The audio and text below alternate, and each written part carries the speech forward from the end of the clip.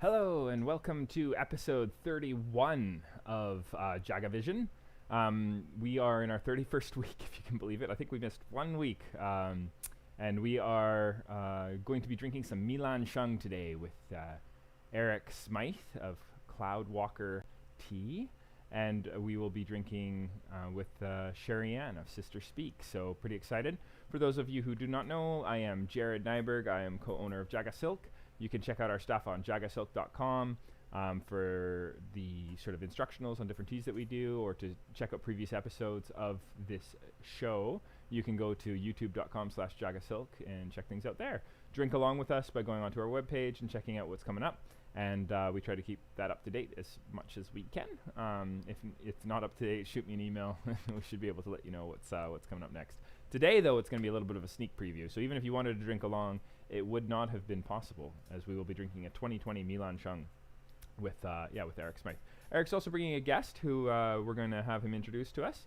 So we'll see what that's like. I always like to start out these sessions, though, by drinking a tea that I've never had before. So there is a get that out of the way. Let's see, right about there. It's nice and centered.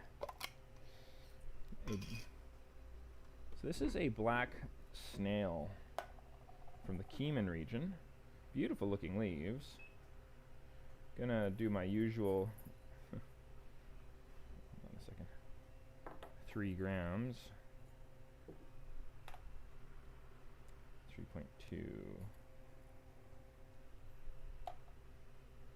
2.9, that's really funny. And see how this goes. There we go, 3.0. It's gonna be nice to have. Get those going like that. Teapot, some hot water is being boiled. Do a little bit of a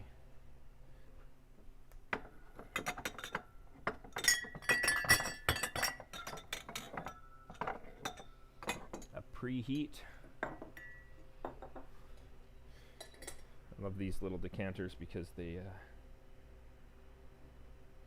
can hold the lid nicely. Get that nice and warm. I don't really ever feel the need to preheat my decanter because I find that it's nicer to get that tea closer to drinking temperature as fast as possible, and especially when I'm drinking this kind of tea where there's a little bit of a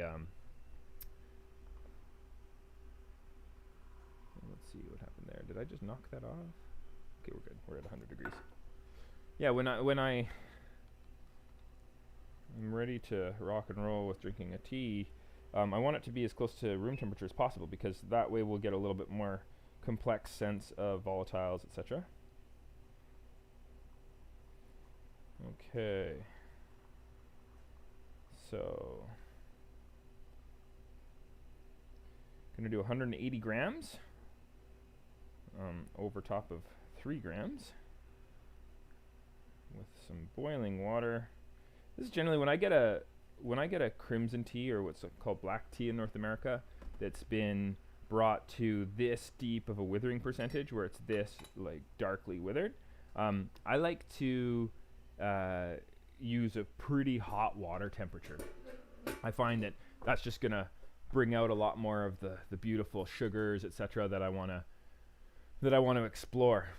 Pretty interesting leaves we got here. I don't normally keep my tea in a mason jar. This is unusual. I just was going through some 2020 samples that I didn't go with for our wholesale program, and I noticed these leaves were particularly gorgeous as I was about to throw them into some kombucha. I was going to do a spectrum, we call it, when we gather all of our samples we didn't approve, and we make a kind of a mix batch.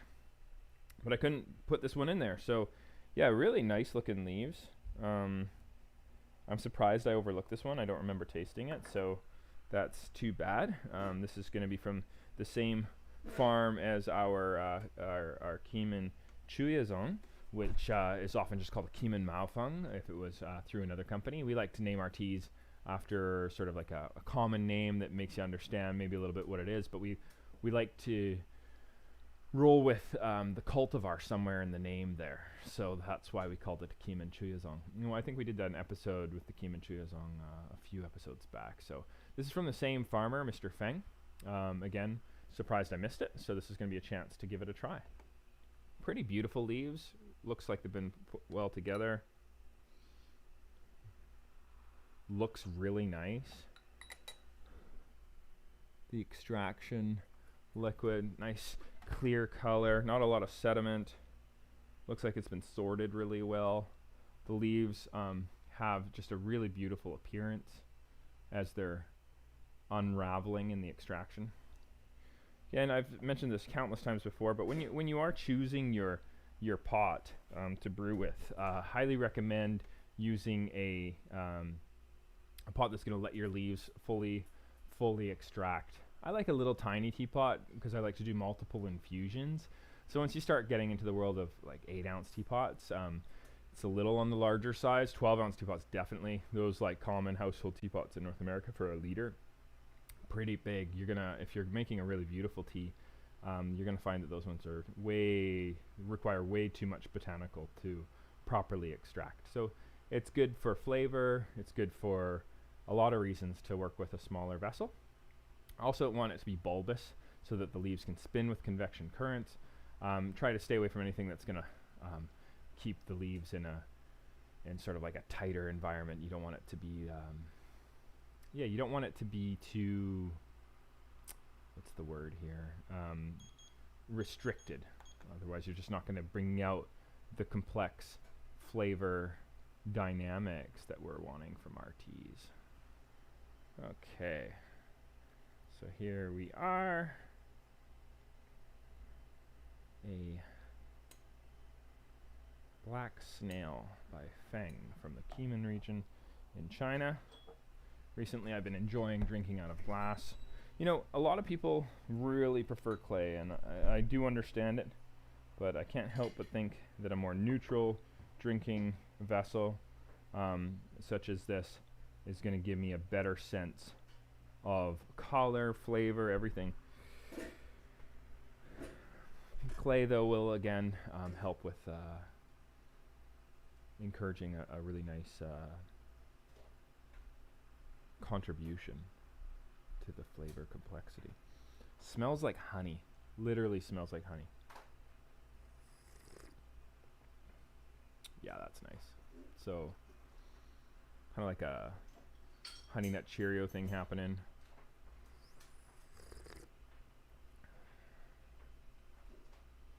There's like a toasted cacao. Very nice. Yeah, that's a good tea. That's a really nice tea. Actually, lovely tea. Nice aromatic, beautiful leaves. I'm actually surprised that this isn't one that I selected for the wholesale offerings. But this year I bought a lot of crimson teas. We have a really exciting, the Toklai that we discussed with the farmers from India is on its way out. There we have the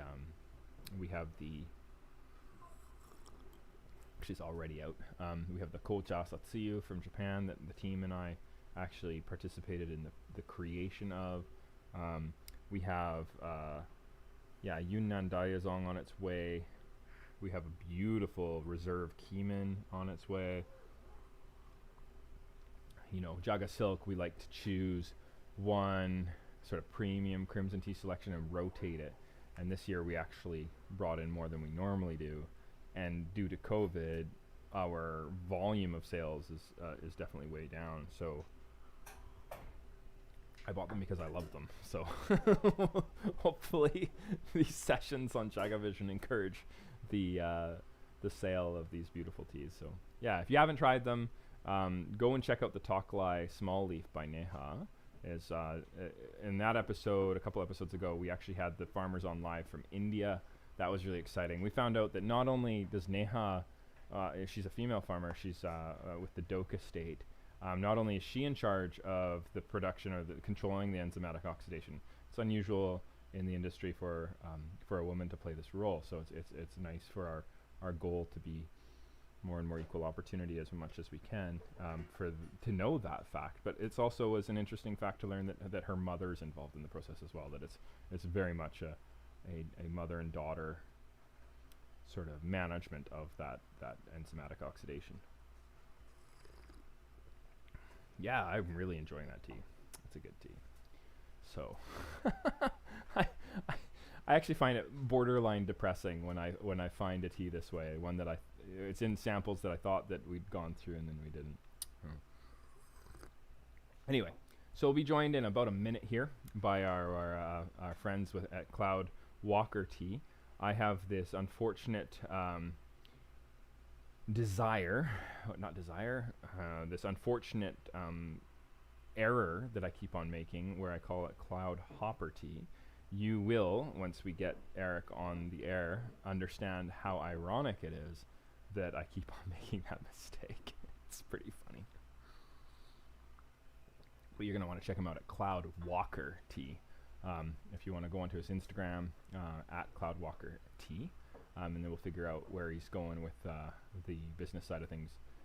Erick and I met actually quite a while back, and so it'll be interesting to have him on the air. So let's see if we can't, let's see if Sister Speaks join us shortly too, I would assume. And we have Erick joining us as well, I think. Let's see what happens here. Set the link out. Give me a moment here.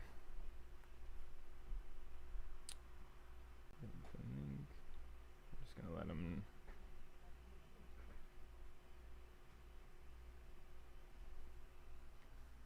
Well, let's make sure you got the link.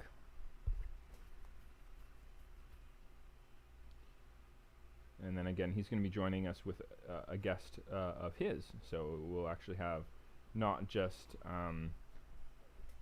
Erick and Sherri of Sister Speak joining us today, but there's going to be a surprise fourth guest. So we'll see who that is.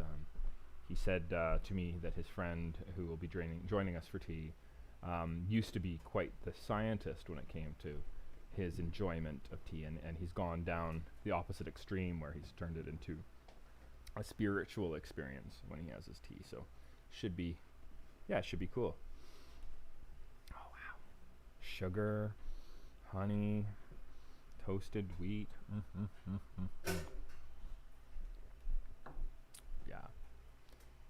I think I'm a sucker for teas from this region. Keeman produces some of the most beautiful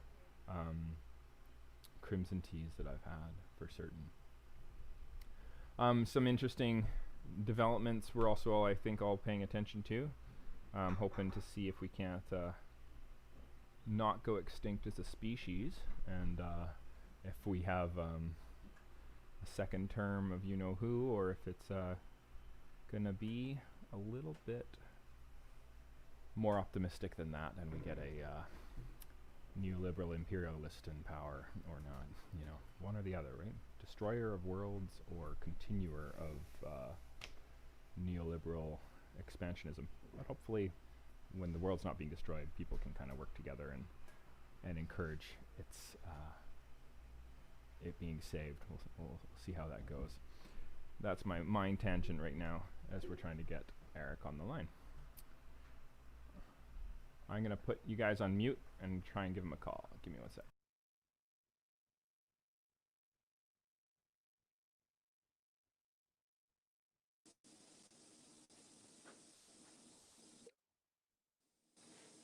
Hi, Erick's just coming.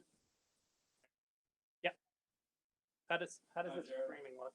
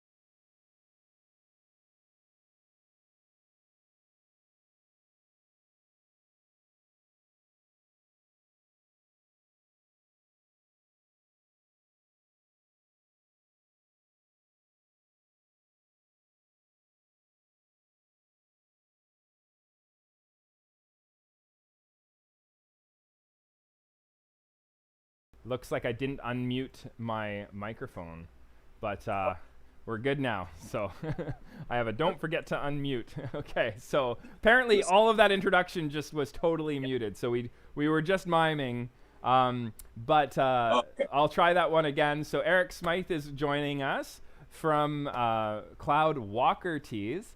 We were just talking about my unfortunate verbal error. I keep on saying Cloud Hopper Tees. And then Erick joked that he has hopped from company to company.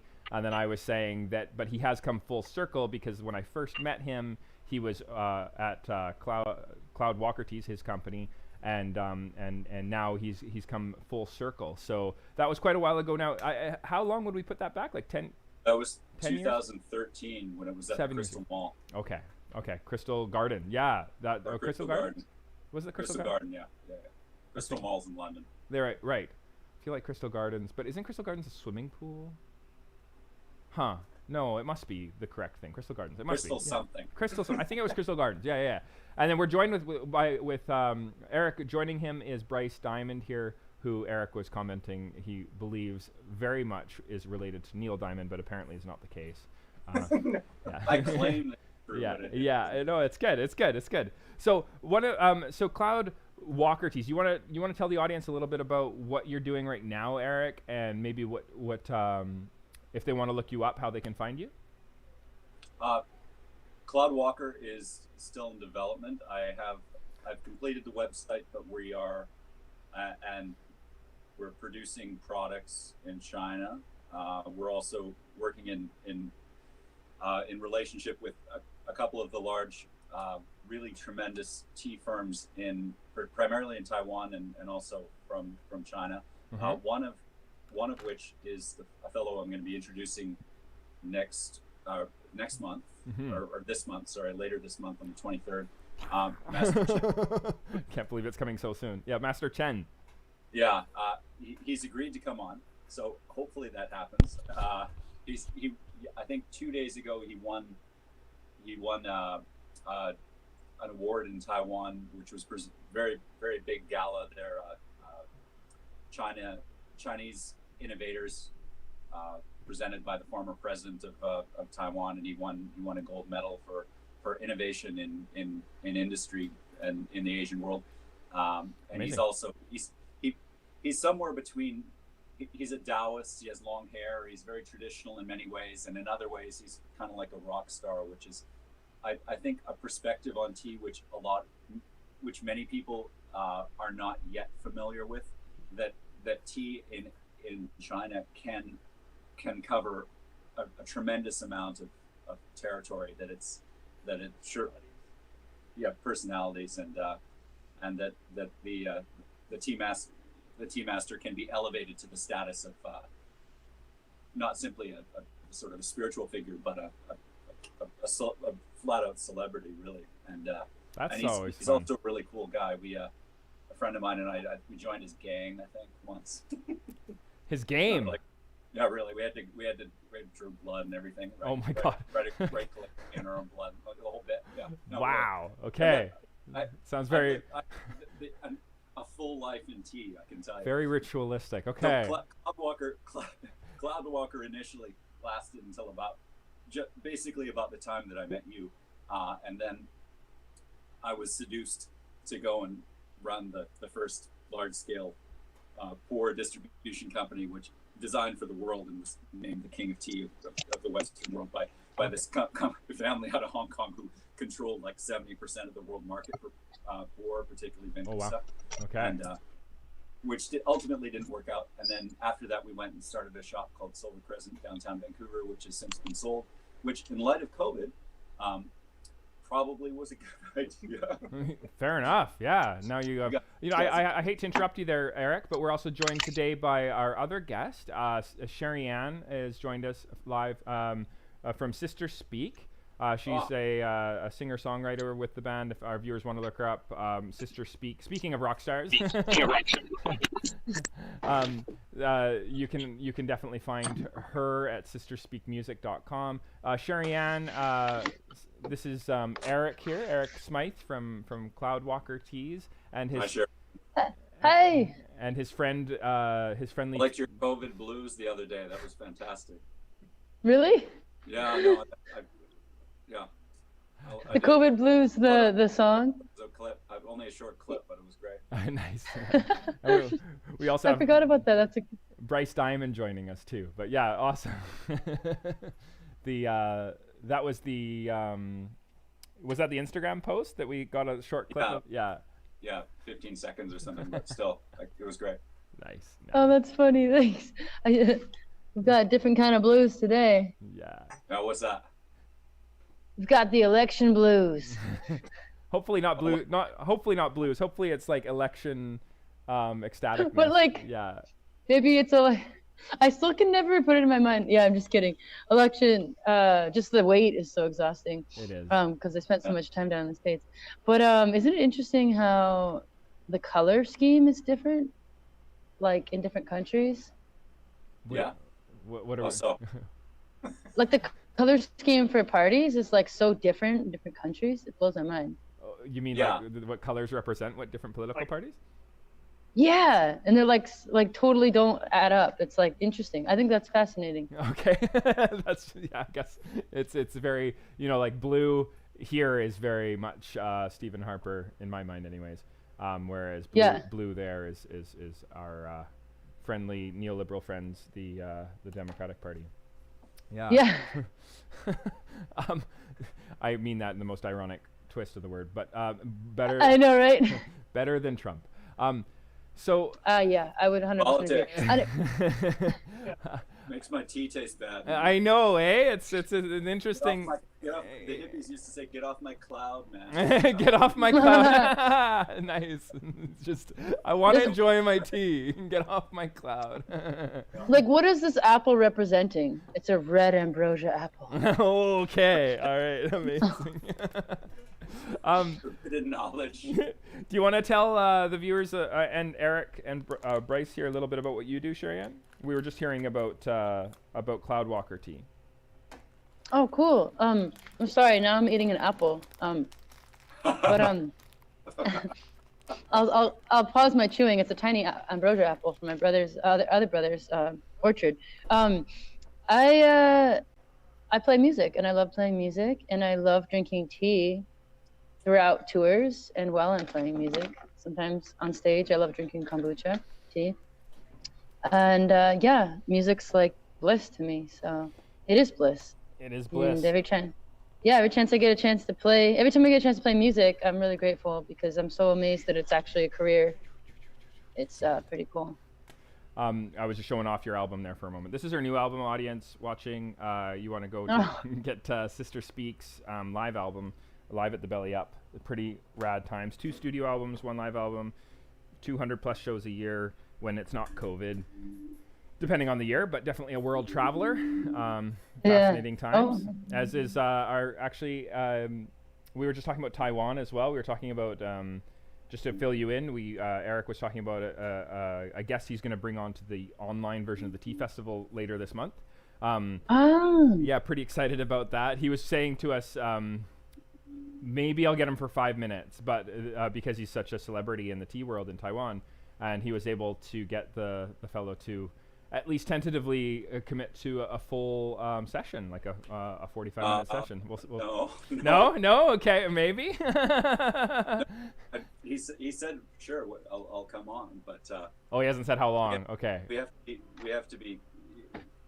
The time difference is 9 hours, and I'll definitely get some materials together, and I'll be presenting him as well as for the first. Jared and I were talking on the phone a couple of weeks ago, or last week, I guess, about doing this, and we translated a book called a friend of mine and I for another tea master in Taiwan. It's called Cha Dao. It was released in From Tea to Tao. This is the original Cha Dao before the other one, which I won't speak of, by another guy that lived in the same city and read our proof. So this one came out in 2010, and it's a book that all about the history and philosophy and well, not history so much, but this more of the spiritual angle of the way of tea from one particular guy and his group. His name is Master Ho. So my talk will be basically related to these two figures, I would say two of the very significant, I won't say most, but two of the very significant tea not only experts but great personalities like of tea in Taiwan. It's going to be really exciting. I think it's going to be really exciting. Yeah. And it's an advantage that I am a translator and my linguistic background, because I can tell you the real stories, because some things get sanitized when they go into interview format, or right. This will things get lost in translation. But when you get the real, we'll advertise it that way, Eric. It's hilarious. The unsanitized interview with. Well, I probably can't even give the full unsanitized version. Oh, jeez. I told you about the blood thing. Oh, jeez. A small amount of self-censorship. It goes a long way, I guess, for Victoria. Small. You know, the Taiwanese tea industry has always been fascinating to me. There's a book called Tea, History, Terroirs, and Cultivars by the fellows over at Camellia Sinensis that I've always been really, you know, I mean, there's some really good knowledge in there. And one of the things it brings up that I thought was fascinating was just this idea of the tea festivals in Taiwan. And then I was researching a little bit more in that, and just this idea that the government would involve itself in trying to encourage the general populace to understand tea by investing in these kinds of community tea tasting opportunities, and then building up this industry now to the point where you have families that are really committed to particular farmers' productions, and having this whole idea of craft tea and wild tea and you know, there's licenses like there is in the wine industry where people are preparing teas from licensed tea gardens, but there's just so much creative, interesting things happening in Taiwan. It must have been fascinating to live there and translate that book and enjoy some beautiful teas from some beautiful masters. It was a golden age for sure. A lot of the old tea had come over from Hong Kong. Many of the Taiwanese people weren't interested in it because they thought it was sort of stinky and musty. And these are, you know, very, very old teas that are priceless, if not completely gone from the earth now. Wow. And so we, wow. You know, we just sort of start our day, like 50-year-old raw boar was my daily tea for years. That's amazing. Yeah. We thought anything less than 70 was was too young. Now I didn't collect that. I thought it lasted forever, you know, foolishly. I got a few teapots and I have a few things kicking around, but yeah, it was a very special time. That was my, you know, Paris in the 20s kind of thing. And interesting characters. It was basically, you know, the tea scene in like as far as Western people was like me and Aaron Fisher in this small town in Taiwan, and like a couple and all these Taiwanese guys. And we had a close friendship sort of and rivalry at the same time. Right. Yeah, he was a suggestion to come on to the tea festival. And then some people said that that would. Then that's what I heard. That's what I heard. So I was like, okay, maybe. If you want to get rid of me, that's a good way. No, I understand. I love Aaron like a brother. No, I hear you. I hear you. What did somebody say? He's very what was the word? Not contrary. What's it called when? Not a scandalous person, but like controversial. That was the word. I was told he was very controversial. He's a character. He's a I'm character. A character too. You are, yeah. You're a character too. Like, we're all characters. Most people in the tea industry are characters to some extent or another. Yeah. A bunch of big weirdos, and that's what makes it awesome, for certain. I don't like the term. Yeah. I just, you know, it's. I identify as a weirdo. I'm very happy with the word weirdo. I think. All it's right. I think. I am too. I think you're allowed. Thank you. How do you identify yourself? Exactly. Mostly human. Mostly human. Mostly, yeah. Hey, I can go with that too. So mostly human, most of the time. So I'm gonna start brewing this tea. So one of the reasons I asked Eric to come on is I've been really excited about this selection that I've been getting. These selections I've been getting. Let me tell you a little bit about it. So Erick Chen is his name. Well, his Chinese name's not Eric, obviously, but he identifies as Eric. and he's from. My Chinese name is Erick. Oh yeah, I bet it is. and essentially, when he first reached out to me, he said that he'd taken over his family farm, and he wanted to see if we would be interested in bringing in some teas. And I was like, you kind of get these questions a lot when you're in the tea industry from random people, and so I didn't really give the man the time of day in the beginning. But he followed up once every year for about like 4 years. 3 years? 3 Whoa. years. 3 years. And then I was like, you know what, why don't you just send me some samples, man? And we'll just see, and then they showed up. They were packed inside of a tin. So and in little like Ziploc bags. And it was like all these Phoenix Mountain, Bashan, pardon my terrible pronunciation, you can correct me, please correct me. Milan Xiang, Yashi Xiang. There was just a wide variety, like 13 different trees that he was working with. And I was like, okay, I'm probably being set up for some sort of fraud. So I'm going to just be like, but then I just drank it and I was like, I don't know. Like, I don't consider myself a Chinese tea master in any way, shape, or form. I feel like my knowledge development has been heavy in Japanese teas, but I'm super fascinated by charcoal roasted oolongs.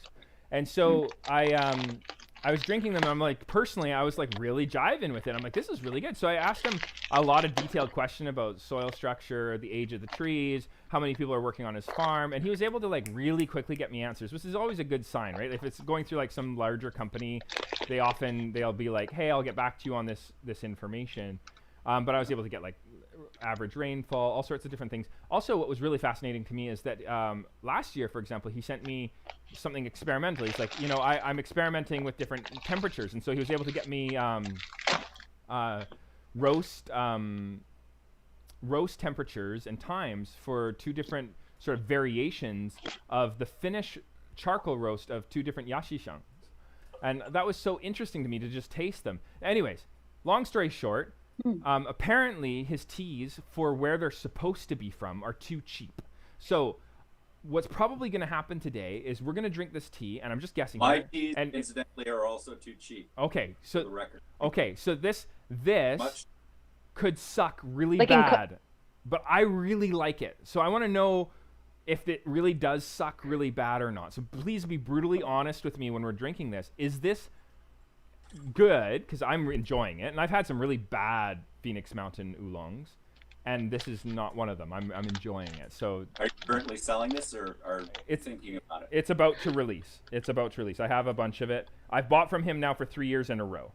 So we're gonna. It's okay. It's this whole time I thought you were talking about Erick. I know, right? You'd think so, because they share the same name. My last name isn't Chen. And there was Master Chen too that came up too earlier, but it's a different Erick and a different Chen. Yeah. So maybe we should set the scale, because we might all define what good is. Yeah. differently. I personally And what- don't even scale. I Yeah. haven't opened it yet. But Bryce will, if you don't mind doing the honor. It's against my tea principles to use a scale. Okay, that's okay. Lowers That's okay. my kung fu rating. I'm everybody's what I was gonna do as well is I wanted to make this Scientific. the way that you would normally make it, and I wanted to drink it the way that I would normally make it. So that was the way I would normally make this tea is I would drop 5 grams, 5.0 grams into a teapot that can hold 150 or 140 mils of water. Okay. 140 would be ideal. 140 over 140 over 5 grams. That's going to be what I would like to do. 140 grams of water. 140. And that water as hot as you can get it, like as close to boiling as you can get For it. how long? You're just going to do a rinse. So you're just going to submerge the leaves, and you're going to immediately pour that off. And then How do I open? Oh, sorry. What's up? No. How do I open it without a knife? Do you have any tips? Scissors. I'm using. Or without scissors? There is. Here, let me see. They're like, it's impossible. Have you heard me crinkling the whole time? That's what I've been doing. Yes. Sorry. No, it's all good. I keep muting the mic. Why don't you run in? I'll put some scissors on. Sharon's actually outside Nootka Court this time. She's often traveling all over the place, but she's I'm gonna put this on the counter there. Yeah. She's gonna run in and grab some scissors. So I'm just gonna do a quick rinse. No, you can do it. I don't. Yeah. Yeah, so It's good for you to be involved. yeah. What do we? What do we? Is more Go ahead. Prop. Say- He's more than More than a prop. Sean of the Yeah. Neil Diamond dynasty. Amazing. Neil Amazing. Diamond retired, so somebody has to carry it. So Smells good. Does it smell good? Yeah. I'm happy with that aromatic. Smells good. And you're allowed, like, seriously, don't be concerned that I'm selling this tea. My viewers, if they see you saying, "Oh, it's horrible," it's okay. You know, I don't want you to feel like because Yep. Jared is selling this tea and he's already committed to it. Yeah, that don't you- worry. Yeah, I'm okay. Okay, good. Right. I've gotten in trouble before, and Bryce can attest to this, that I don't lie about tea. It's one thing. Okay. All right. This is gonna be good then. This is anything above poisonous, then we're doing good. okay. We're just We will call it poisonous. okay. Well, so the next what I'm gonna do is I'm gonna do about a 15-second infusion. What's important though is before you do the rinse, is that you've put it on the scale, and this is kind of interesting. Okay, is that I really find it fascinating, this empirical way of drinking tea, because I feel that it's just interesting to measure the absorption of liquid into the leaves. So what that means is, Jared, Yeah. Jared, sorry to interrupt, go ahead. but Eric eyeballed 5.0 grams. Yeah, he did, because he's a tea pro. It's on video. Yeah, it's on video. Bryce, You know- confirmed I Woo! eyeballed 5 grams on 5 points. 5.0. There you go. Eric, I No need for scales. or amazing. moi. You know, I would say, and I've said this to people lots of times, is that the benefit to the scale is just to give you a foundation. But if you already know what you're doing, you don't need the scale. But when you do, it really helps is a timer when you can't hang out with your tea. If you I can't, would have been happy with 5.1. I would have been. I love those moments though. You know what you got to graduate to next, Eric, is a 0.01 scale. I want 5.00 gram accuracy. That's our next goal. Okay. I believe that every pot of tea is unique and should be brewed live and in the moment, and therefore sometimes more or less heat are required. Sometimes the temperature needs to be adjusted, and so a purely scientific system of making it is not appropriate in my philosophy of making tea. But that's 100%. I know. And I will tell you the best cups of tea that I've ever had in my life are the ones that I don't measure a single thing, and I just hang out with it. And I'm like, this looks good, feels good, this feels like the right temperature, feels like the right time. As a wholesaler, wanting to have people produce teas in high octane environments that are consistent from cup to cup, I feel that the weight of tea, the temperature of tea, the extraction times, these are all very interesting. It's also a really interesting way to develop and hone your own preferences, because you're able to log the data and go back to it and understand it. So there's a scientist in me that really appreciates the information, but I also know on a very root deep level that, again, the best cups of tea I've had are when I throw all that out the window. I am spiritually with the tea and extracting it in a very intentful way. Yeah. Does that make sense? I'm mostly just joking around to it, but Yeah, but you got me then. I wanted Yeah. to see if I could do it. Yeah, no, you totally. That was hopefully the reaction you were looking for. Turn off your computer. Just, yeah. JagaVision is no longer live. I have trouble doing this without that, but Amazing. the iPad up on the tripod there, but So, 15 seconds, guys. 15 seconds. How? After you've done the rinse, boiling water. We're just doing 15 seconds. How many grams of? Wow. Once I rinsed it, my grams doubled, became 15 instead of 5. That's normal because there's water absorption that's left over in the leaves, right? Wow, that much? That's wild. Isn't it So- crazy? Oh, I got it. you want to time it? I just- I need a second for this to get up there. Wow, it smells really good. Doesn't it? The first infusion is all aromatics. You don't get much mouthfeel. That's all. It definitely has a. I happen to be allergic to cannabis, but it has a definitely cannabis aroma again, like another tea. Interesting. That's cool. I'm not. Okay. How many grams of water again? 140 grams of water, roughly. And this is borrowing from kind of like measuring gong fu style, like just kind of like inspired by that way of making tea, but just taking it to a very measured place, I guess you could say. And we're doing unfiltered, which we should point out. We're doing which? We're not filtering the tea at all. No. In case anybody at home Is thinking of doing so? Is what? Well, filtering will affect the taste. Well, 100%. How do you filter it? Through sieves. So this is a common filter for say Taiwanese oolongs. You often This see. is mine. Yeah. Oh. This one's like a gourd with a kind of like a silk mesh in it, or you can have metal ones, you can have like clay ones, all kinds of different. And types of- the components of the mesh is going to also affect the flavor, as well as what you drink out of. And Bryce and I are going to be doing. I mean, you said 15 seconds, or? Yes. So, yeah, 15 seconds. What was that, Eric? Bryce and I are doing Taiwanese style with the sniffing cup and the tasting cup. Ooh, amazing. Okay, cool. Yeah. I was really Oh. impressed with the osmanthus like aromatic in the nose of this cup. So that's what like really drew me to it. I was like, what a beautiful aroma.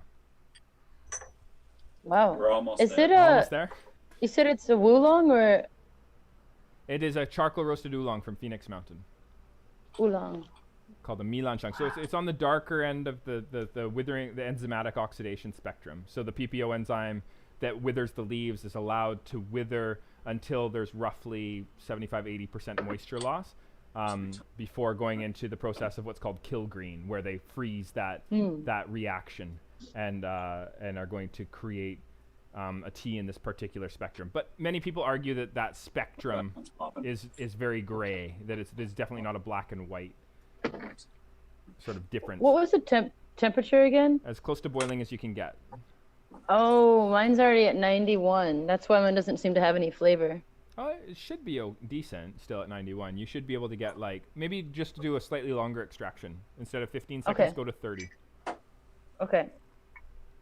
I feel this is a very good tea without drinking it. Okay, that's a good sign. Amazing. I can tell. So this guy is like really, he said he hasn't sold internationally before. So he was mostly selling domestically, and he's been trying to, as he took over his family farm, he was trying to and have that be a part of his the future of the family business. This is very good.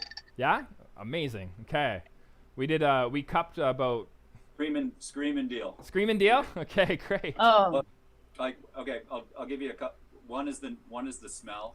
What you can smell it from across the table, which is always a great sign with tea. The distance that the aroma carries and how it holds at different temperatures. A lot of weaker teas will have aroma at the high end, and then it'll just immediately dissipate. This one holds through the low range, and also the optical quality. Like if you look at the top of your teacup, the amount how it reflects, it almost looks like it looks like a lens almost. Oh, interesting. And okay. I'll hold that up to the audience. That's a sign. Like I haven't taken a sip yet, but I already know it's a good tea. Interesting. Just by the appearance. Mine reflects a lot too, and I'm like, yeah. And it helps if you have a white porcelain cup. In order to see that more clearly, I noticed Jared has like a green one, but if it's in the white, you can see it's almost like bulges in the cup a little bit. You know what I mean? Here, how's maybe My clear glass is doing that pretty good. Yeah. I feel like this tastes delicious. You're in the small box. I can barely see, but I was holding that up to the audience. You guys have different cameras, so you're on one camera and they're on another. I'll hold this up to you as well. It's dripping everywhere when I try to bring it up to you. Okay, but can you see okay? I don't know if we can show here, but I'm like dripping all over the counter. It's awesome. Yeah, it'll be. I poured it a bit more full than I normally would, but Yeah. Okay. Yeah. Here, keep holding it up. I'm just gonna make your screen a little bigger. There we go. Okay. Yeah, that's what I'm getting. This like really, really beautiful lens. I like that word. It's like a lot of clarity. You know what Erick used to do.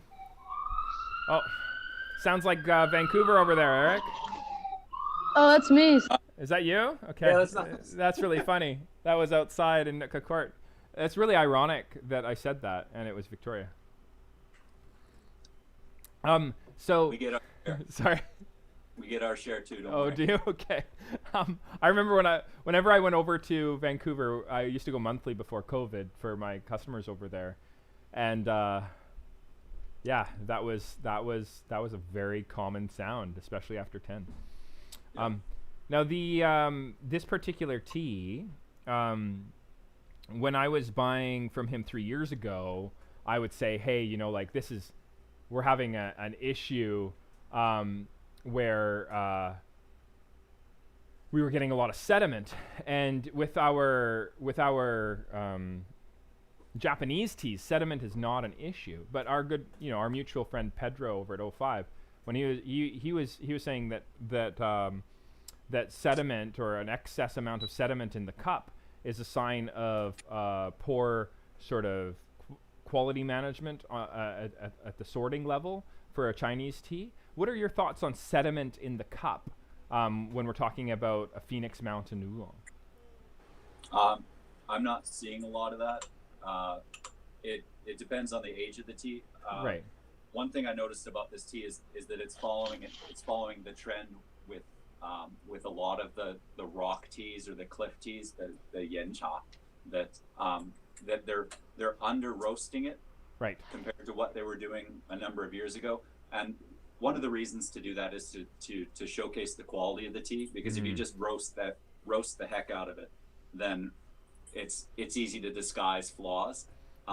So when you're really roasting things heavily, it makes the leaves a lot more brittle, and so then in transport, the potential for fragmentation is a lot higher. And then as the teas age, you know, you'd expect a certain amount of sediment in say an older like large leaf, like rolled cliff tea, maybe not the ball style, but it's true. Okay. Sediment is not desirable, but sediment in an old pour, like we have a tea. I don't know where I put that. We have teas that are basic that are sediment. Well, you know, and so do we with our Japanese teas. And Bryce, Jared, let Bryce will show you this. There we go. So This is a tea from 1974. so it's Basically this sediment, it's Right. just- Right. and it kicks mule. yeah. And I bet you it's amazing.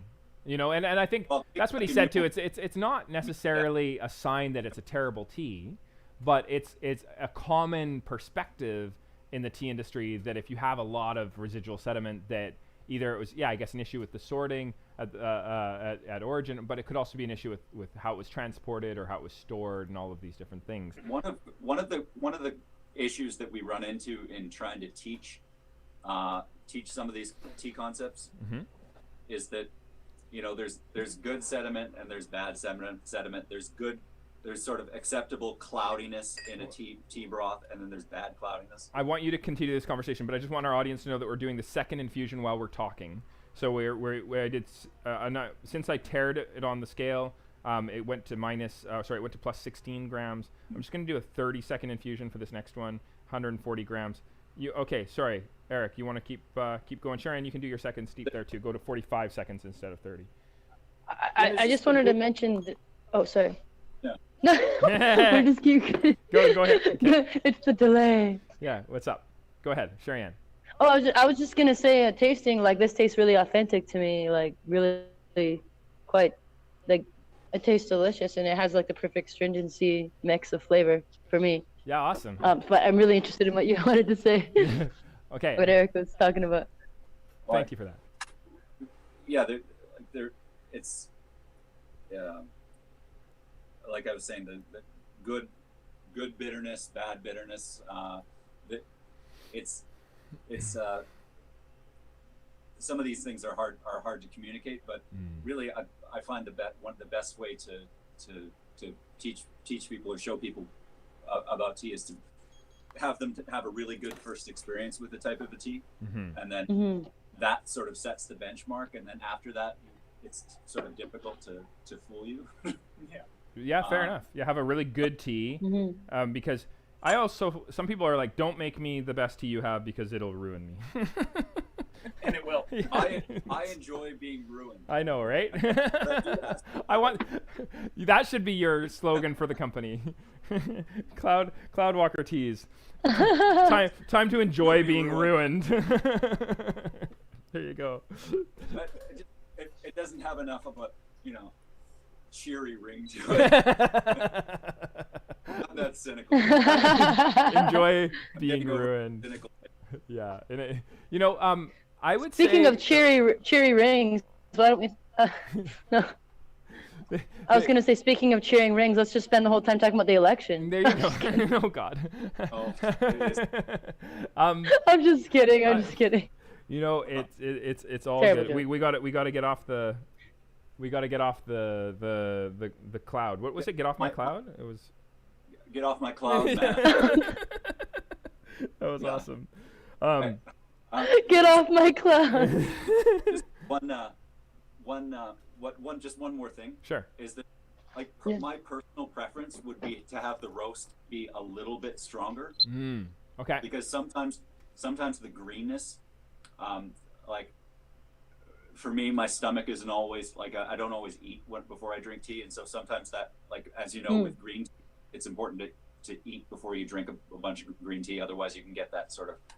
Well, it speeds up your metabolism. The astringencies kind of create an acidic response in your stomach, and you just. And over time, a large consumption of overly green teas can damage the stomach if you're consuming them on an empty stomach. I mean, that's fairly well known in Asia. Yeah. Matcha after lunch is awesome, but if you do it without milk first thing in the morning for years and years and years, it can. Well, that's why they always in tea ceremony have a little sweet beforehand, and that makes all the difference in the world. If it's when you have a small sweet with it before you drink it, and also the strength of bowls of tea in ceremony are a lot weaker than most people seem to be enjoying them in North America, and even at our tea shop, we make them as say 2-gram shots, whereas when I'm studying tea ceremony, which is only a very recent thing for me, and is where do you do that? Currently on pause. There's a Tang Kokai. There's a Victoria tea ceremony society that's registered with the Urasenke Society in Japan, and the teacher has been teaching for decades, and she's amazing. But I've only had the opportunity to do 4 or 5 sessions. And so I'm by no means, I was always intimidated by it, and I was always like, what I do is food service. I don't do ceremony. I'm interested in it, fascinated to be a guest, but I never really saw myself being able to. Oh, you'd be great at it.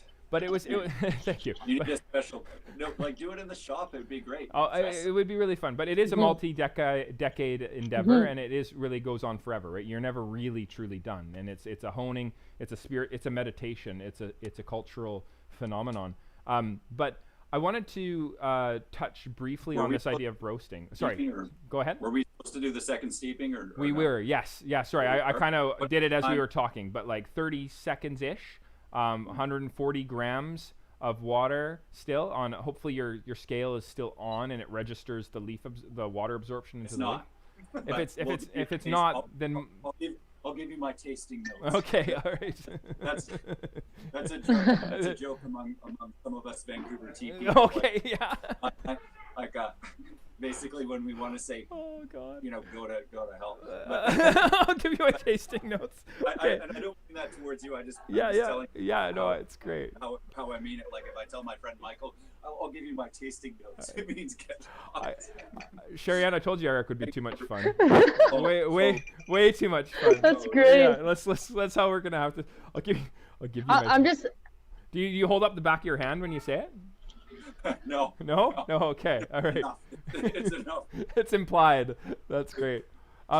You know, a note on roast. Like I mentioned, how we had 2 different roast profiles last year. So he said that the classic. So he does he was saying 100 degrees centigrade for 15 hours on the charcoal roaster, versus 90 degrees centigrade for 8 hours. So the 90 degrees for 8 hours was the one that, and he's been since experimenting with different roast profiles. And he said domestically, this style that we're drinking right now is definitely the trend, whereas the classic way of doing it would have been the darker roast. And he said exactly what you're saying, where there was where you don't taste the tea as much. And it was interesting drinking some. I had a fellow come into the tea bar. He's from the corner region of Wuyi Mountains, and he would fly over, if you can believe it, black matter scientist, fly over from Chicago to have tea at JagaSilk. Ridiculous, but amazing. And he would bring his Wuyi teas, and he wanted. At first I thought he was trying to sell me on teas, but he just wanted to drink tea together. Like that's seriously all he wanted to do. And because he was a very wealthy scientist, and he was just wanted to have a tea friend. Anyway, he had such amazing. I still have some. Like you gotta have it next time you're in. Anyway, we'd get I'll hold you to that. Yeah, he has have him on the show. Yeah, Xiang and Rogui and Da Hong Pao. You know, make your brother do it. Yeah, it's gonna be good. And what was really interesting is that we'd get to a certain point in the multiple layers of extraction where he'd be like, okay, now we can taste the tea, like we can taste the actual botanical. Like the first 3 or 4 infusions you were tasting the craftsmanship of the charcoal roaster or of the finisher, the person who finished the tea. Whereas once you got past those 3 or 4, then you start to taste like the root quality of what it is that you're working with. And it's once you've, you know, those first few infusions are really an important part of the journey, but you can tell that a tea is less exquisite if it stops giving you much love after like 2 or 3 steeps, right? And right. Yeah. Yeah. Can we discuss one way to tell? Go ahead. Oh, I was gonna say, can we discuss? I love the delay, guys. Yeah, this hilarious delay. That's what it is. Okay, I'm gonna go Sherri Ann and then Eric. Okay, Sherri Ann, what's up? I'll forget. I just wanted to discuss the tasting notes. Okay, all right. On that note, Eric. And one way to tell if like not teas like this, but some teas in the market, they'll have like sprayed on flavors or like, you know, things like that. And one way to tell if you're dealing with it, and one way to tell if you're dealing with a tea like that is if you have sort of great, like oolong is famous for that. A great smell, great aroma on the first steep, and then it just drops like right off a cliff. That means that something was sort of like some perfumes or something were added, but it's not the real tea itself. Whereas this, you know, it's clearly not in this case, but or in any of our teas, but it's something to be aware of for people out there in the marketplace. Definitely, and I think those watching should definitely be aware of that. But I've actually had samples come to me from farmers that are wanting to work with JagaSilk, and one was called a honey oolong, and I thought, okay, no information on this tea, just a honey oolong. I opened it up, and it was sticky inside. There was actually honey in the package, and I was like, oh my god. That's awesome. How did it taste? I couldn't do it. I couldn't do it. It was like, oh jeez. Yeah, fantastic. Oh, yeah. Had it crystallized? No, it had not. It was a glop. I think it was a glop of tea. Well, then, Jared, you definitely don't want to drink my duck shit oolong, which is a type of tea. We talked about it last time. Yeah, Xiang. That was actually, I'm mispronouncing it. How do you say it properly, guys? Xiang. Wow, nice. Xiang. Like that? Is that right? Could you just Xiang. Xiang. Okay. Close enough. Xiang means scent. Xiang. One is and then duck shit. Xiang. Yeah. Yeah. Just say, or I'm trying not to. I try not to swear on camera, but there's no other way to say it. That's just the name. That is the translation. It is literally what it is. Yeah. You know, People find it. That's what you search for. so those of watching who didn't understand the joke just now, I got a honey oolong that was soaked in honey, and Eric is implying that his Xiang. So you really don't want to get that from that. You don't get that from that provider. The worst commercial for Cloudwalker teas ever. No, I didn't say me. I said you said they had actual honey in there. Yeah. And so I said, well, then you really don't want their duck shit. Okay, I see what you're saying. Okay, not yours. they might not have yours. actual- Okay, yeah, exactly. Yeah. Other than High Mountain. Oh God. Yeah. That's hilarious. Okay, thank you for the clarification there, Eric. That was an important Yeah. clarification. This is not a Cloudwalker tea option. You will not find fecal matter in your tea. Yeah. Probably. I have 2 questions. Keep on this line and you'll find some fecal matter. Yeah. Just Eric's gonna give us some tasting notes. That's what's gonna happen. Just about I- my tasting notes on this one. I'm excited. Oh my gosh. You said you don't typically swear on camera, so how you can give us your tasting notes without swearing? That'll be the challenge. Yes, that is a challenge. Like, how do you even do that? I'm going to give you my tasting notes. It's just like it's the end. That's where it ends. Yes, no. Once we're no longer live, and he's giving me the feedback on the show. That's when. That's not. It sounded like you said once we're no longer alive, but I don't think it's what you said. Live, Oh. on camera. Live, yes. Yes. That's the most fun I've had in a while. So. Oh, what were those little tiny things you were? Oh, sorry, I guess you brought up talk about the steep. I was just curious what those little tiny things you were holding. Those little tiny cylinder-like. Yeah, what's that? Okay, so, and some Taiwanese, it started in Taiwanese tea. So you have a smelling cup. And Right. And you can pour from one into the other. One thing it does is it helps to bring the temperature of the tea down, and also it really helps you to focus on the smell of the tea, because and people will say, well, you just smell from the cup, but a lot of teas are extremely fragrant and people miss that. And by smelling it intently, especially with like, old pour, different types of tea, it really sets the body and the mind and up for appreciating the tea. And it's the way that my first and main teacher taught tea, and it's how I drink tea at home.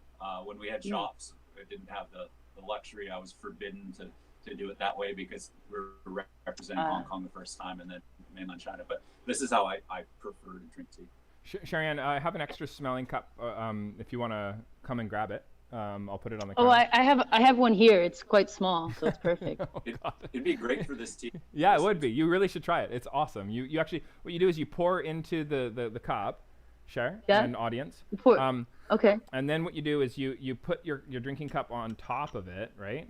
And then you flip it upside down, and then when you tell me if I'm doing this wrong or right, and then. Can you? Sorry, I can't see properly. You can smell the tea. So again. And it creates it more as well. So yeah. For this, an advantage. So for audience and for you guys, well, for Sherri, cup goes on top that you're going to drink out of. You take the smelling cup. You put the liquid inside the smelling cup, and you flip it. Okay. And then when you take it off, the liquid goes in, and this is going to cool the tea and make it a more pleasant drinking temperature. At the same time, as you bring it off, really you should be right in there with your nose right away, so you get all those volatile oils, and you smell it, and you get a sense of the aromatics of the tea. It's a really lovely way to drink tea. I have a smelling cup for you if you want it, just on the bar, if you want to come and grab it. Okay, maybe I'll come grab it for the third steep. Yeah, exactly. Did we talk about the second steep yet? Because I'm having some really nice experiences right now. Okay, talk to us about it. Let's hear about the second steep here, there, Sherri. I feel incredibly calm as opposed to like when I usually have tea. That's green tea, and my mind feels very calm. I feel like I'm on, like I'm walking on a cloud, kind of. Okay. And it's a good feeling, and it's again, it's this amazing balance of flavor that's very like comforting and familiar, like a traditional tea at a maybe at a really good restaurant, Okay. you know. Yeah. And it has a really nice stringency to it that's not over the top. I did do mine a little longer at 90 degrees. Right. Yeah. I had a little bit of harshness in mine. I'm probably gonna do a similar extraction time of more close. I wouldn't do like an extra 15 seconds. I'll probably do an extra 5 or 10. Just I'd like to temper it a little bit, and kind of take it from there. But yeah, I'm enjoying it. Like I'm really, I don't know, like you guys, this particular tea, it's good to hear that you're enjoying it, but we actually had it next to a number of selections. Another one that I really liked from the same farmer was this Xiang, I don't know. That selection this year was also really lovely. We currently actually are making, we also have his Ba Xiang. Ba Xiang is a different, it's Xiang is immortals, right? 8 immortals, Ba Xiang. That particular oolong from him, those trees are 144 years old, which for those watching is actually not that old for a Phoenix Mountain oolong. It's actually quite young. So, but still, it's nice that it's over 100 years old. That's pretty cool. Because it's over 50. Well, to put it in perspective, what I find so fascinating about Wuyi Mountain teas and oh, 1 second, I have some notes. Sherri Ann's screen. Interesting. Sorry. I see. I'm apparently my cursor is covering your guys' faces while we're talking, so I've removed it. Sorry. What I was going to say is that when we are talking about Japanese teas, we are often talking about leaves that are from trees that are maybe 15 to 40 years old. And once you get to 40 years old for a tea, you generally want to dig up the plants and replace them with a new cultivar. And in Japan, a lot of the tea production is all about, and this is true in a lot of estates in India as well, is they're really focused on clonals, or basically when the tea leaves get to a certain height, they're generally going to keep them, very carefully shaped for easier processing. But some of those cuttings that they take off, you can actually just plug them right into the ground, and that's how you're going to propagate the same type of tea or the same cultivated variety or cultivar, so that you can reproduce with fairly similar genetic homogeneity and get similar harvest times, similar flavor dynamics, all of these things. But the unfortunate part of this is that the plant doesn't stand the test of time, and they have an expression in Japanese, I don't know what it is in Chinese or English, but where the flavor rides the leaf. So the flavor rides the leaf at a particular time, and after it gets to about 40 years old, when you're using clonals or these cuttings and planting these cuttings and growing them, they stop giving you what you need, and so they get replaced. Now, when you plant from seed, you don't get genetic homogeneity, but you get such interesting complex flavors, right? And you get this really strong root system that's often going to go a lot deeper, and going to draw out more interesting flavor dynamics and bring that to the end cup. And so the leaves that we're getting, say, from a farm in Japan called the Kawakami farm in Mandokoro, that I believe we had with you at one point, Eric, those leaves were from trees that are planted by seed. So these guys that we're drinking right now, and this is where my tea knowledge ends. I often hear, that it's all about like old plants, but how can a plant maintain genetic homogeneity and still have a long lifespan? That doesn't really make sense to me. Like, are we planting seeds from, like, how do we have the ancient, for example, Dahong Pao, this like the glorified single bush that started everything, like it's this amazing legend, but how can I take that to where I am now, where I have Dahong Paos from different farms? Are they taking cuttings? If they are, then how can their leaves be more than 40 years old and still produce flavor? That was a question that I had for you. I'm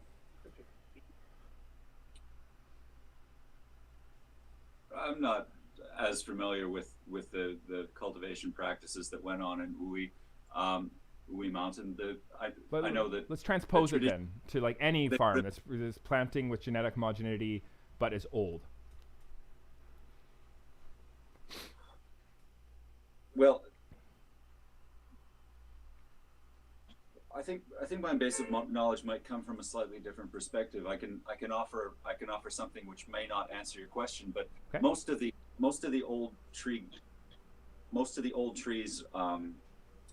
in Yunnan, the poor trees, are between sort of 400 and 600 years old because they were planted sort of during the Ming and up into the beginning of the Qing dynasty, right, in China. That's when the most aggressive planting of new trees. Now that would have been at that time it likely would not have been cloning. It certainly wouldn't have been cloning, but it wouldn't have been clippings and that sort of thing. It would have been likely planting from seed, and they were planting throughout this vast region. I'm sure many of your viewers are familiar with that. Yunnan is the size of like Texas, and they're massive swaths. But Mr. Chen, who hopefully will be coming on with us later in the month, different Mr. Chen. Well, Tony, yeah, is what yeah. Tony, awesome. Okay, yeah. Keep going. Sorry. Yes. Brother too. He's got a bunch of names. Yeah. For me, you can't call him that. No. Well, I'll maintain my respect. Yeah. Marco. Yeah. But yeah, he's a fantastic guy. You'll both love him. But yeah, that's when most of that was going on. Currently, I don't think much of what's called it's called Tai Di Cha, which means basically plantation level tea, the low level plantings of the like the Wui teas. Mm-hmm. In the best ones were purportedly planted by monks like 800 years ago in the sides of mountains, and then maybe they would take a cutting and bring it down, and then Da Hong Pao became Bei Da Yi Hao, and then they took little clippings from that and they created new gardens, and this has been happening over a multi-100-year process. Right. But what's going on now, as far as like the mass market, like the bottom of the basement stuff, mm-hmm. honestly, I couldn't give a damn. Right. Because it's not something that I wouldn't use it to clean my boots, and I certainly wouldn't sell it. Right. Because it's Like, made that's- with teas that are from clonal cultivars in, say, Yunnan, etc. Yeah, and it's functionally poison. You're better off drinking water. Right. Because of how much they have to be sprayed to stay alive, and because of how much nitrogenous fertilizer needs to be used to keep them alive. There's an issue with nitrogen in the soil too, right? And you do not mix. yeah, but now what's interesting to me though is that this is the norm in Japan. That the norm is to work with clonal cultivars. So, and I think we can both agree that there's some fantastic Japanese teas out there. Japanese tea cultivation is highly specialized and an entire world away from it. It's extremely highly specialized, but it really is. Although it's tea, it's apples and oranges compared. Like it's best compared to, say, like Hangzhou green tea production, things like that. But the Japanese do it far better, Right. I would say. Okay. A lot of people don't realize that something like 70% of the matcha production in the world comes out of China. It doesn't come out of Japan. Yeah, it is really unfortunate, and that's totally just bulk cheap market, right? That's not. Right. That is not a Not Jaga Silk worthy.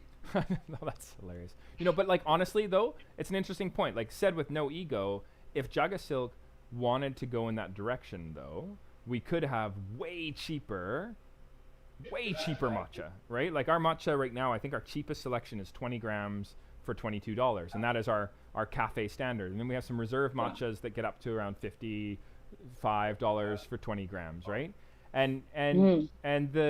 But if I wanted to do bulk cheap matcha, it wouldn't have to come from China, but if it did, I could get it really cheap. South Korea makes some really cheap matcha as well, and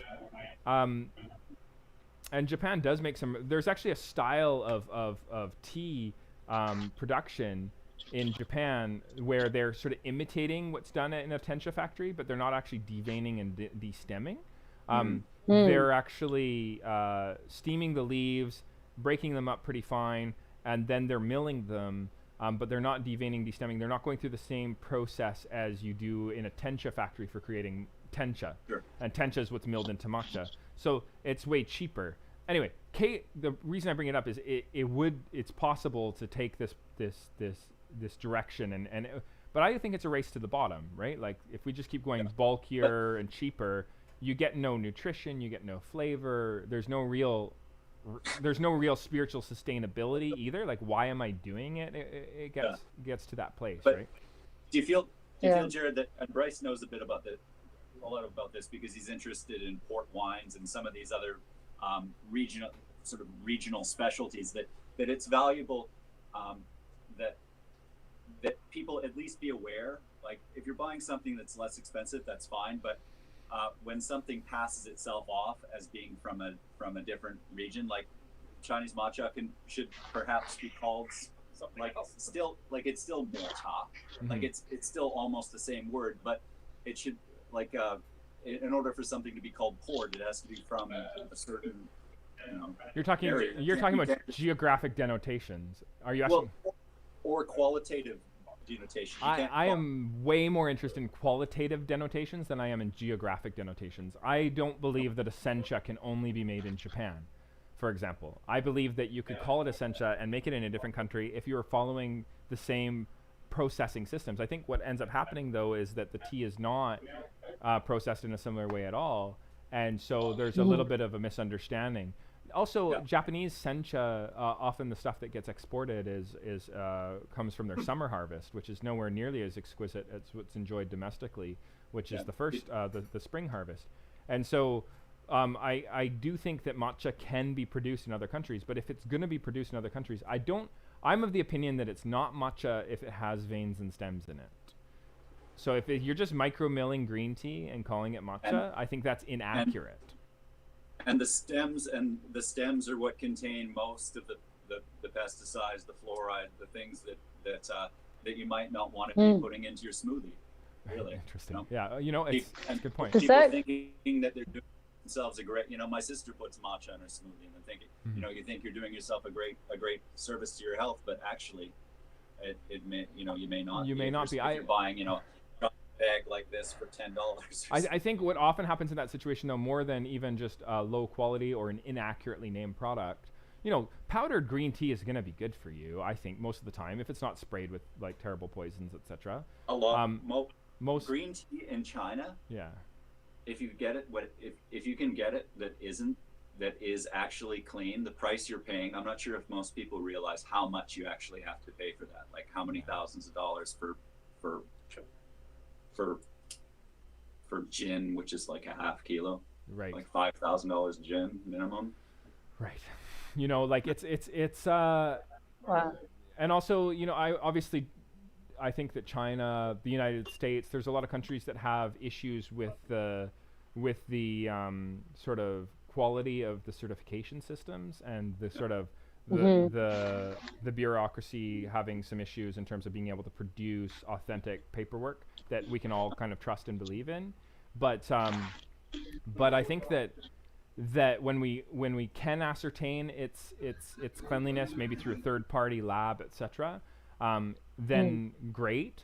But I guess what I'm trying to say is that the cleanliness, a huge issue, but also when it comes to these particular teas, it's also the age, and I think that matcha in particular does not age well. What we're drinking right now, this Milan Xiang, I bet you it's going to temper really nicely. I bet you 2 years from harvest, it's going to be beautiful.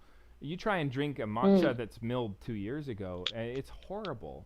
And that is really, it's a normal thing, and oxidation is, so there's you can have real matcha, but milled 2 years ago, and that's still going to be really unpleasant, right? And where else do we go on Earth? Do we go to get good matcha? I don't know, because it's millions of dollars to set up a factory to produce it properly, right? Well, hundreds of thousands of dollars, I should say.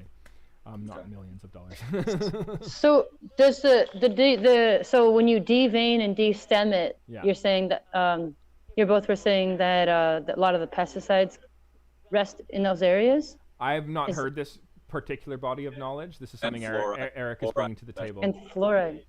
Okay, so do you think that's the case also for like say like kale or chard or collards? No idea. I just heard that's just the research I heard about tea. I don't come from a science background. I have lots of reports that I've read, and my former business partner was a nurse, and she also studied tea in a very, very clinical way in China. And my background was purely sort of historical, philosophical, experiential, spiritual, I guess you could say. And so the perspectives were somewhat different. When we were studying with Master He, for example, there was very little formal instruction, and it was only really when we were doing the tea book that we got a sort of more of a systematic education. But it wasn't based on like how much theanine is in the tea or what the nutrient values and things like that were. It was more of a Taoist perspective, more looking at the land or looking at the feng shui was more important than like they would talk about feng shui as opposed to terroir, and that's a different, very, very contrasting Eastern and Western style, and I try to balance that as much as possible. But I'm Western enough to begin with, so my tea perspective is trying to preserve that Classical the Eastern component? way as I learned it as much as I can.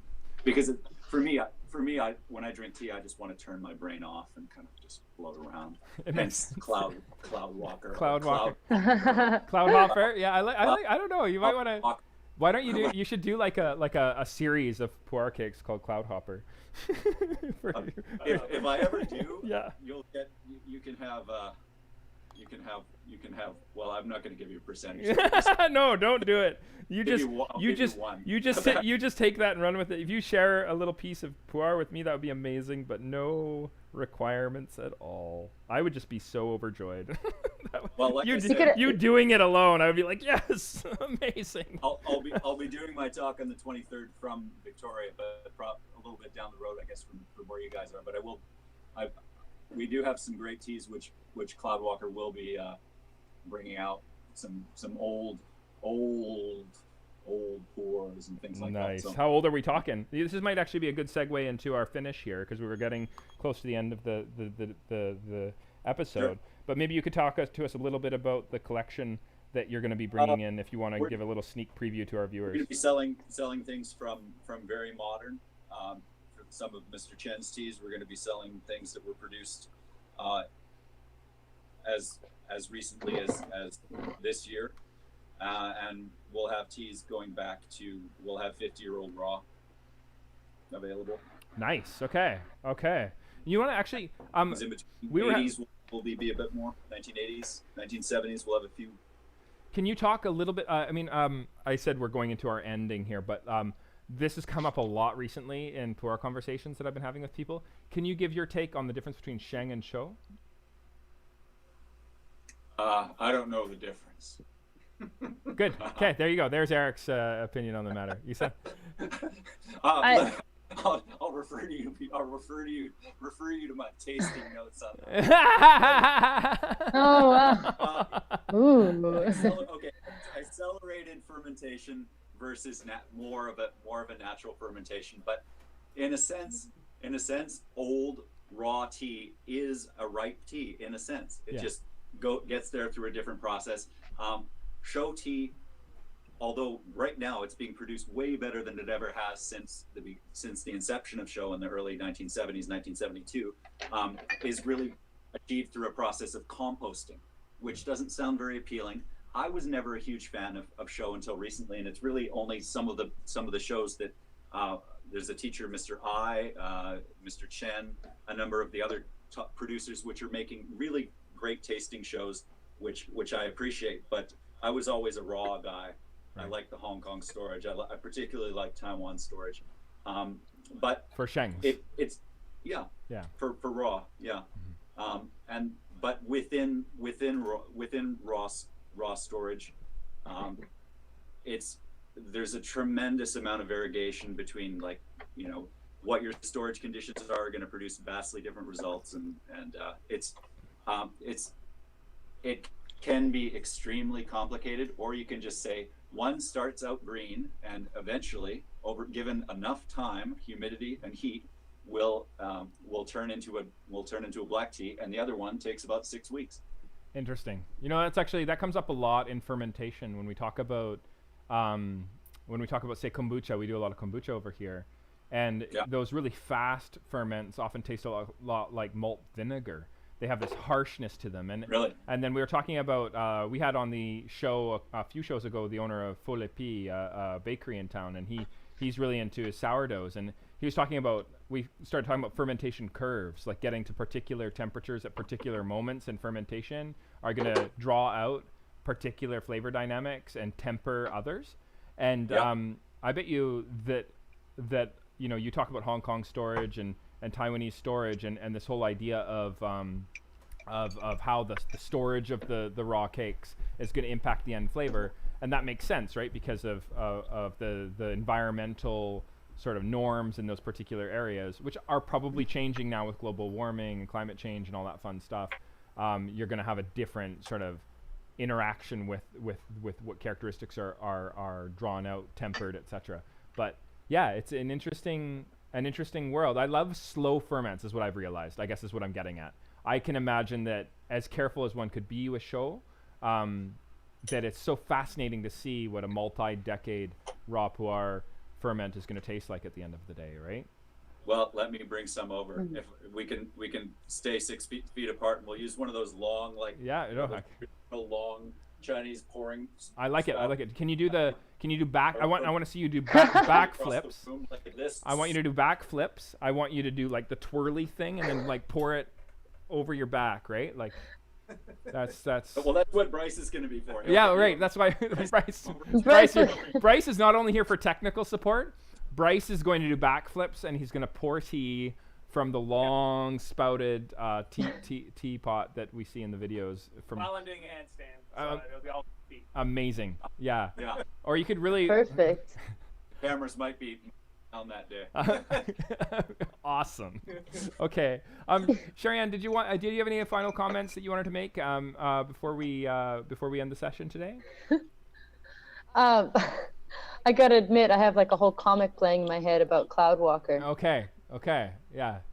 It's like all these different teas, Cloud Hopper, like you said, Cloud Runner, Cloud Somersault, and they're all different like skits that you make a comic book about, and they're like describing the tea in this really clever and unique way, and it's a whole like comic book that you can order with your tea. I like it. Cloud Runner. I like it. What about Cloud? And they're like superhero. Let's pick. What's that? Let's continue work on that. Cloud Jogger. Well, Cloud Jogger, it could be Cloud Runner. That's a really good one. They could all be superheroes. I like it. I want Erick in a mask, and then selling that Xiang that we were talking about. That the one that we won't go there. Sorry, I won't bring it up. The honey and the duck shit. God. In summary, today's show, we. Duck. I don't know though. Like, I hope that the viewers come away with though this idea that the reason I brought a major reason that I really was looking forward to this show was exactly what has been achieved, which is unsanitized Erick drinking tea. Oh, this is sanitized Erick. Okay, semi unsanitized Erick. This is me on my best behavior, sir. Awesome. Okay, so you don't want to see Erick when the camera isn't rolling. No. I just pretend to be bad. I'm actually quite tame. Okay, there you go. That's official. All right. Did you have anything so you were just talking about the series there, Sherri? Any thoughts on the tea that we had today? And any parting words? And maybe tell people how they can find Sister Speak as well before you go. Well, I'm really enjoying this third steep. I'm really loving this tea. Maybe it's because I'm making it at a like slightly lower temperature, keeping it like I steeped this for a minute and a half at 85 degrees. Amazing. And it's delicious. Yeah, no, it's very forgiving tea. Yeah, I mean, it might just be missing like a tiny bit of the full body that I'm used to in some teas, some oolongs. There's like a little bit of a, I don't know. Is that something that exists? I don't know. It's probably due to the temperature. I think that you'll pull out a little bit more richness if we can get you hotter water. Yeah. I'm not getting that jittery feeling, and I do need to eat lunch. And it's interesting because I'm really sensitive to tea. And you're not maybe I'm just starting to get it a tiny.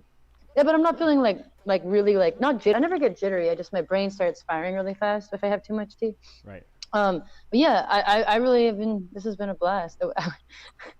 I'm excited for the 24-hour tea saga. Yeah, it's gonna be great. Erick's gonna be on at 10 p.m. and 11 p.m. consecutively. 11 p.m. is gonna be with his friend there. 10 p.m. we'll be talking about the book. Not promoting it like that. Yeah. I'm coming on for an hour, I guarantee. Yeah. No, you're not going to be on for an hour. 45 minutes. No, I can come on as long as you want. He's not going to come on for an hour. Oh, I respect that. So you're going to be bringing your guest on at 11 p.m. and then we'll see how long he stays. But he might stay as long as 45 minutes. He probably won't. There we go. That'll be our promotional endeavor there. Well, maybe 45 minutes, probably not. Mr. Chen at 11 p.m. What are you going to guilt me into doing? There you go, right? Awesome. I'll bring some good tea. Maybe we'll before, like the day before or something. Right. We'll or sometime we'll prepare. Around there we'll do our kung fu thing. I've got a crazy tea that Bryce has. I've got a 45-year-old Dianhong, which is Yunnan Red, which is the oldest Dianhong I've ever had. It pours out black. Wow, that's cool. Early 1980s raw pour that has that mushroomy kind of like just that thing, Yeah. The forest floor kind of like sort of like cherry syrupy, but not really. Yeah. Somebody, leather.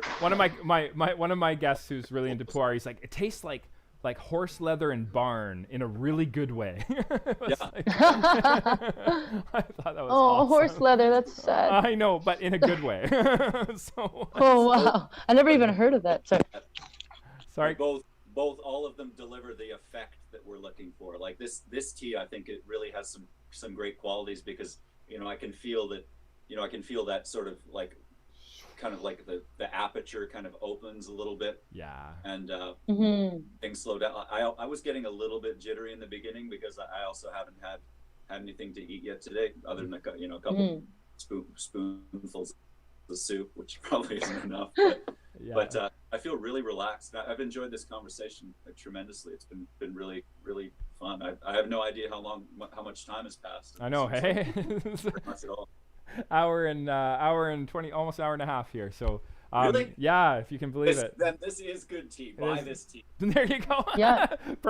I love it. Okay, well, thank you very much, guys. I've also really enjoyed this tea. This is actually, to tell you the truth, I had it when we were cupping different samples. I'm always really concerned about a bait and switch situation.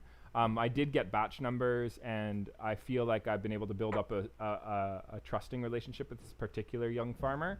I feel this is very close, if not exactly what I did purchase.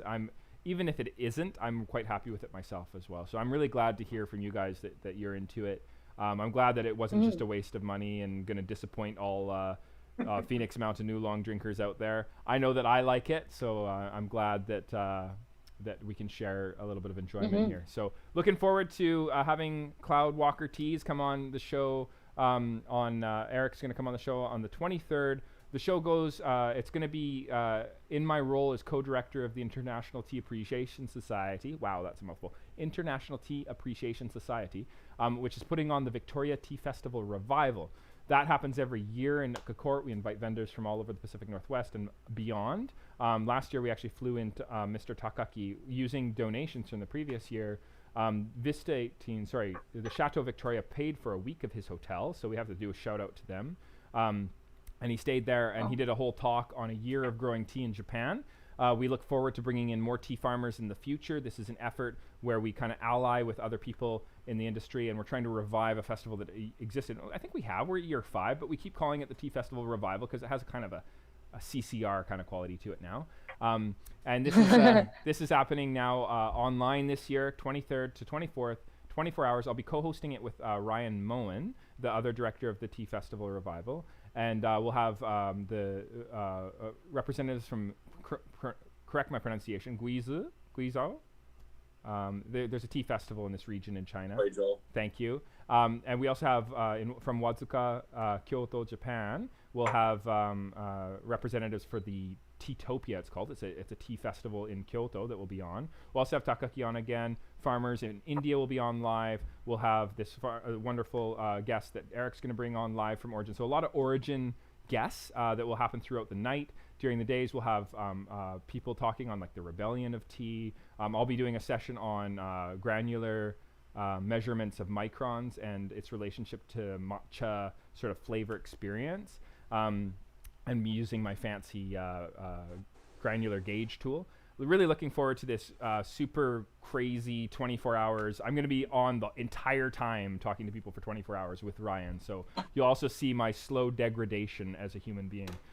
Looking forward to that. Looking forward to having you on the show, Erick. Thank you for coming on today. You can find your work right now. You have Cloudwalker Tea, like with the @ mark for your Instagram. What is your webpage? Do we have one? It's going to be cloudwalkert.com, but it's not live yet. I showed it to Bryce, and he agrees with me that it's absolutely brilliant. But I'm waiting on some product to arrive and need some. I'm modest. Modesty is my. Yeah, great. I like Bryce's response there too. That was great. Okay, excellent. So cloudwalkert.com. You can also follow him on Instagram in the meantime. and I have to hype. I'm a promoter. There you go. Oh God, you're so tea drunk. It's awesome. Okay, I will actually tea drunk all the time, right? We're tea drunk after this. Oh, you so are. Okay, thank you so much for coming on. You can find Sister Speak at sisterspeakmusic.com, also on Instagram. Join her Patreon. Yes. Live shows every Thursday before my show. I'm also a guest for a little bit on her shows generally every week as well. 12 p.m. on sisterspeakmusic.com. You can find links. Go on Facebook Live, Instagram Live, but the best one is to join is Patreon. Best quality is the Patreon. That's the one that you get all the good quality stuff. So thank you guys very much for coming on the show. I'm sure we'll talk again soon. Thanks, Jared. Thanks, Sherri. Thank you. Peace, love. Okay, take care, guys. Thanks, Goodbye. Erick and Bryce. Yeah, see you soon. Bye. Awesome. Okay, so thank you everybody for watching. It was a little bit too much fun today. We managed to have a great dialogue with Erick Smythe there from Cloudwalker Tea. He'll be again on the Tea Festival that's going to be on the 23rd. I hope you can tune into that. That will be through the ITAS. So if you want to look up the Tea Fest Victoria on Facebook and on the World Wide Web, you can find out information there. JagaSilk will be on as a speaker, and I will be also co-hosting the event as co-director of the society. So if you want to check that out, that'd be awesome. Best of love to everybody. Hope you do decide to grab this Milan Xiang when it does go live on our webpage. It's a fantastic selection. Mr. Chen has not let me down, and it's really nice to hear that he also did not let down the experienced Phoenix Mountain drinkers who've been drinking it for a good decade longer than I have. I've only been drinking these teas for about 5 years, so great to hear that. And I hope you guys have a wonderful day. We'll see you again next week, Thursday, 1 p.m.-ish on youtube.com/JagaSilk. We also experiment with going live on Twitch today, so for all you Twitch viewers, thank you for watching. We are appreciating that the internet was actually treating us really well today, even though we simulcasted. If you are watching this on YouTube and it's an archive version of the show, if you haven't subscribed, please subscribe. There's a little subscribe button right below there. You can click there, and if you turn on notifications, then when we go live, you'll get the notification that we are live. So hopefully we'll see you next week. Thank you so much, and have a wonderful